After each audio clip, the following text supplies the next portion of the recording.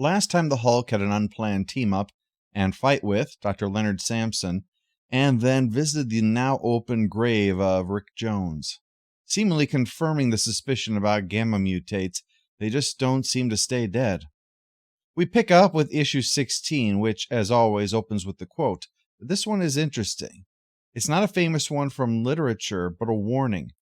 It's the "This is not a place of honor," taken from a 1993 report by the Department of Energy. If you're not aware, this is a long-term storehouse for radioactive materials. Not spent nuclear fuel rods or anything like that. This is different. It's things like clothes, gloves, sludge, rags, and other detritus that was contaminated by transuranic elements like plutonium-239, which has a half-life of 24,000 years. Essentially, stuff got contaminated working with radioactive substances. It's like the scene in Chernobyl when they dump all the firefighters' gear down in the basement, contaminated stuff you can't simply throw away. So it's all put in one spot and signaling to any future humans that this place is dangerous. This place is a message, and part of a system of messages. Pay attention to it. Sending this message was important to us. We consider ourselves to be a powerful culture. This place is not a place of honor. No highly esteemed deed is commemorated here. Nothing valued is here. What is here was dangerous and repulsive to us. This message is a warning about danger. The danger is in a particular location. It increases towards the center. The center of danger is here, of a particular size and shape, and below us. The danger is still present in your time as it was in ours. The danger is to the body, and it can kill. The form of the danger is an emanation of energy. The danger is unleashed only if you substantially disturb this place physically. This place is best shunned and left uninhabited. Much of this issue is spoken from Rick's point of view. It's taken from his autobiography, Sidekick, specifically an account of watching Bruce Banner first become the Hulk, before we see the scientists at Gamma Base Site B dumping green stuff all over his corpse. But right now we're following McGee, who is back at her paper, where her editor comes out and wants her to get back out there and come back with pictures of Spider-Man. Come back with more stories on the Hulk. Her previous efforts to convince that she needed to pursue this story means that now that she wants to break away from it, she can't. She did too good of a job saying that it was important. The Arizona Herald, in fact, is going national now, and they need the Hulk stories to help support that expansion. So she's to head to Betty Banner's place to figure out why there's a massive hole in the side of her house. At the scene, a huge red feather has been found. If you followed our other Hulk series, you'll recall that MODOK exposed Betty to gamma radiation and she mutated into the harpy, which appears to carry all of the hate and spite while her human form feels it's all a dream. In somewhat more recent years, the same way that General Ross became Red Hulk, Betty became Red She-Hulk. She has since had her power removed. But it seems that killing her caused a little of column A and a little of column B, because the shape watching McGee from the trees is the Red Harpy. Banner takes Samson back to where he'd escaped Shadow Base. They know Rick's corpse was stolen, not reanimated, by asking the groundskeeper, who said Men in Black dug it up for national security reasons. Hence Banner's conclusion to come here, though he's bothered at the memory of what the Hulk did. The Hulk comes out and freely admits, I ate a guy. He was annoying. Inside they find that the place is booby-trapped against the Hulk's return with gamma-mutated animals, which he finds incredibly fun. But that fact makes the Hulk realize that was their intention. The animals were let out on purpose to keep him too amused beating them up to think about whatever the actual plan for him was. And it turns out to be sun lamps. They turn the Hulk back into Banner, then Bushwhacker puts a round in Samson's head, meaning it's just the two of them now. Since being killed, Banner is a shadow of the man he once was, less than what is needed to survive this right now. So if the Savage Hulk can take the Devil Hulk's body sometimes, why can't another persona take control of Banner's body? It's not without precedent. So as the issue ends, we find out that Joe Fixit is back in the body of Bruce Banner, leading us into issue 17. Issue 17 begins in Site B, where Fortean lets Dr. McGowan see what's happened over there, including that Doc Samson is out of the picture. It's amazing how quickly the mind adapts to the premise, isn't it? It is only now that it hits me that Doc Samson is dead. Whereas on seeing it happen, it was, okay, he's out of this fight. Oh, death, where is thy sting indeed?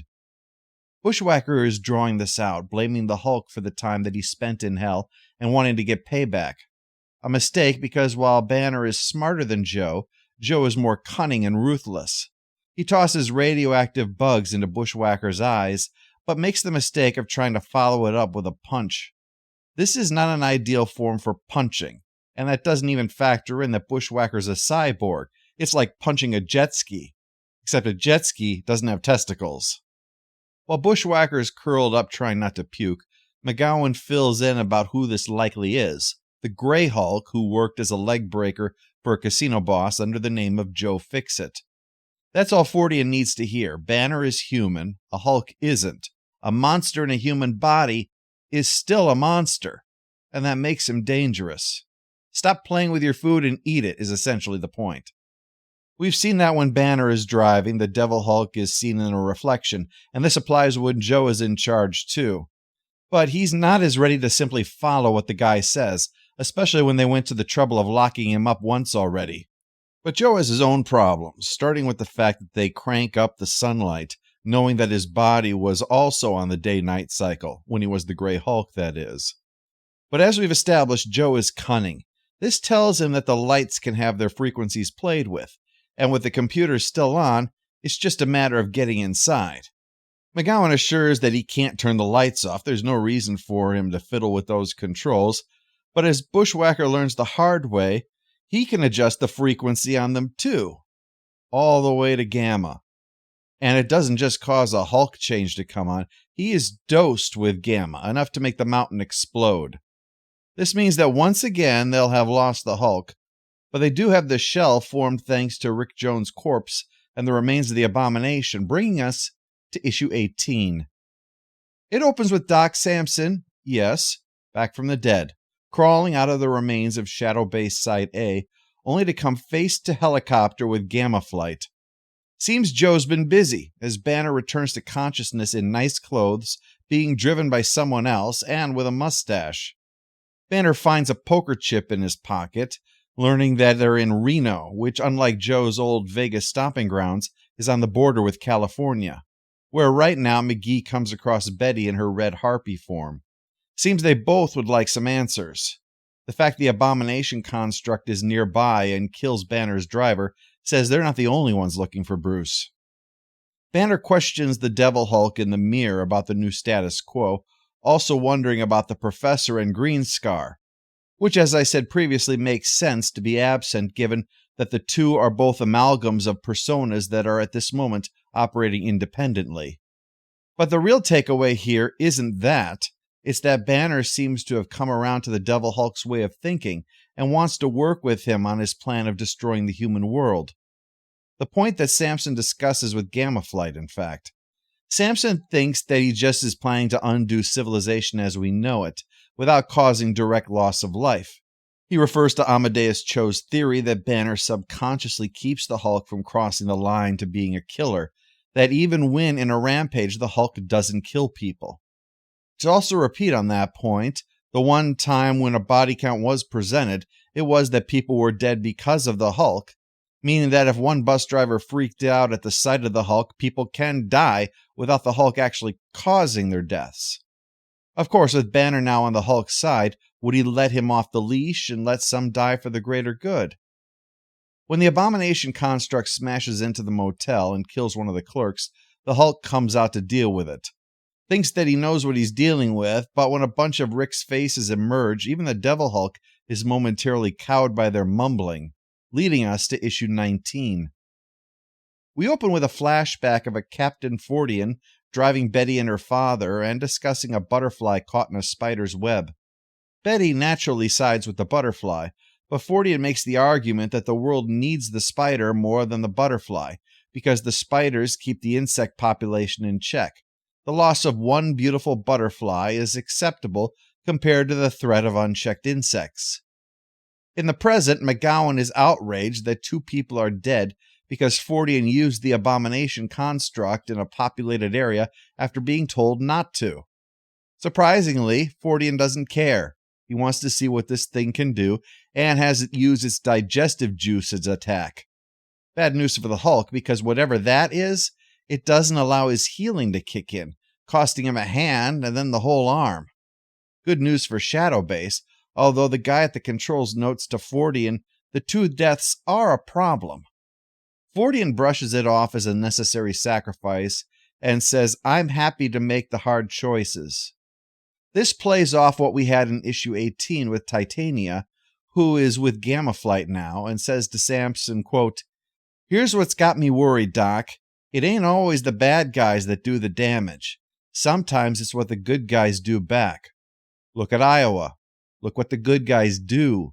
They do love making those hard choices." It's been my observation that the hard choice isn't. People usually claiming it's the hard choice really means it's a choice that you know others will want to judge you for. Other people will say that you crossed the line. Other people will say it was unacceptable. Other people will want to hold you responsible for it. But you do it anyway because you think it's necessary. Well, that's not the hard choice. The hard choice isn't something others will judge you for. It's something you will judge yourself for. The hard choice is doing something knowing it will keep you up at night. The hard choice is giving up a piece of your own soul. I'm not saying that it isn't something you can learn to live with. I'm saying that if you don't need to learn, then it was never a hard choice. How can you call something hard if it's not hard? If the thought isn't, how am I going to live with myself, but rather, everyone else is too soft to see what's necessary. It's similar to the other word used, sacrifice. It's used so often that its meaning is muddled. If you're hungry and I say you can eat the neighbor's dog if you can catch it, because that's a sacrifice I'm willing to make, everyone will see how stupid it sounds to suggest I can sacrifice something that's not mine. So why do we so easily accept the word sacrifice when others are chosen to die against their will? Baked into the word is presumption that the lives of others belong to you, and you can choose to forfeit one asset for advantage or to minimize disadvantage. The burden of command isn't making tough choices, it's living with the choices you make. To further demonstrate this, the point is made that the killing risks drawing in law enforcement, which will cause a spiral into large-scale losses. But Fordian assures that he has a way of making sure that won't happen. That way is a few operatives who murder one of the survivors trying to escape. Can't bring in the cops if no one survives to call them. What they don't know is that McGee and the Red Harpy just saw what happened. And unfortunately for them, Betty isn't like Bruce. She's not pulling the reins to keep her darker half in check.